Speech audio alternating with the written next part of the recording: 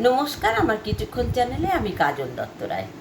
আমি আজকে একটা ছোট্ট কবিতা বলছি। শরদিন্দু কর্মকার। অহল্যা। কত সহস্র যোজন হেঁটেছি আমি, কত সহস্র মানবের দলে।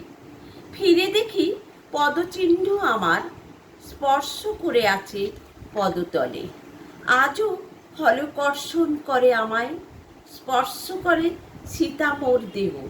একটি ভুলেই আমি পাষাণী অহল্যা।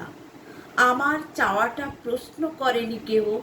চোখের জলে নেভাতে হয় আজও অগ্নি পরীক্ষার অগ্নি।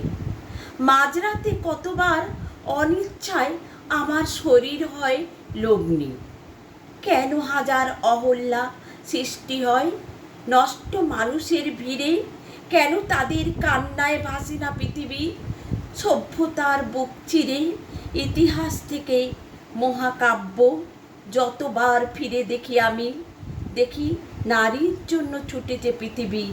আজ অহল্যা পুরুষ অপেক্ষা দামি।